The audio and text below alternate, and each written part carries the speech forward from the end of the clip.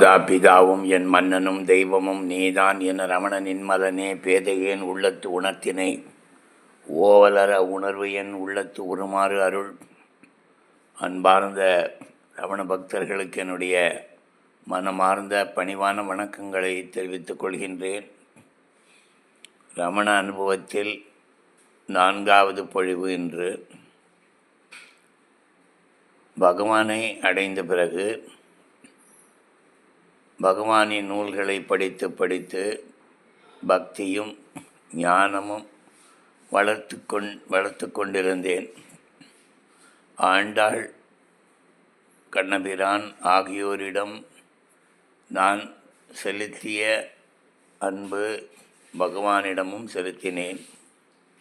ஆனால் பகவானிடம் கிடைத்த பிரதிபலிப்பு இந்த அளவுக்கு எங்குமே எனக்கு கிடைக்கவில்லை. பகவான்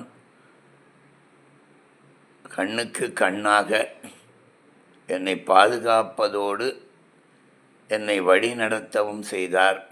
எல்லா விஷயங்களிலும் பகவானை கேட்டு செய்யக்கூடிய அளவுக்கு இருந்தேன். ஏனென்றால் என்னுடைய சுய மூளையை பயன்படுத்திய ஒவ்வொரு நிமிடமும் எனக்கு தோல்விதான் கிடைத்தது. அதனால் முழுமையாக பகவான் சொல்வதை மட்டும் கேட்பது என்று தீர்மானம் செய்தேன். இது ஒரு மிக முக்கியமான விஷயமாக தென்படுகிறது. எழுந்திருக்கல், உட்கார்தல், நடத்தல், ஒரு செயல் செய்வது, செய்யாமல் இருப்பது, இவற்றையெல்லாம் பகவானை கேட்டுத்தான் நான் செய்வேன் என்று சாதுவும் சுவாமிகள் குறிப்பிடுகிறார்.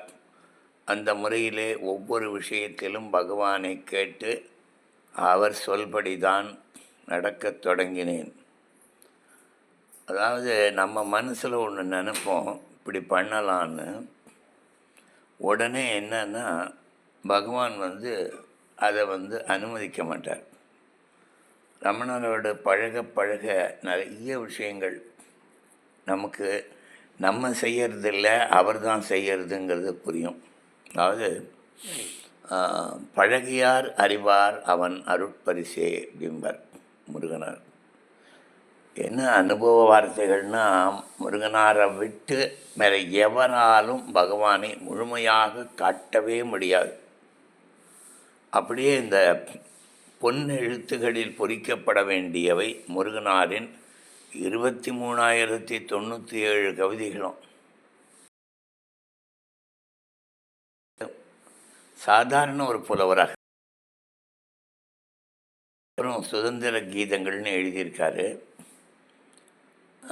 அதில் சமுதாய கருத்துக்கள்லாம் இருக்கும். பக்தி எப்படியெல்லாம் பக்தியாக இருக்கணும் அப்படி இப்படிலாம் எழுதுவார். நாமக்கல் கவிஞர் தேசிக விநாயகம் பிள்ளை மாதிரி கவிஞர்கள்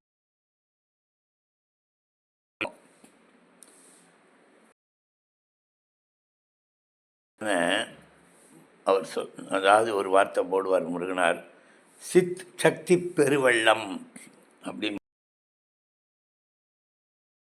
பேரவனுடைய சக்தியினுடைய ஆற்றார் முருகனார்.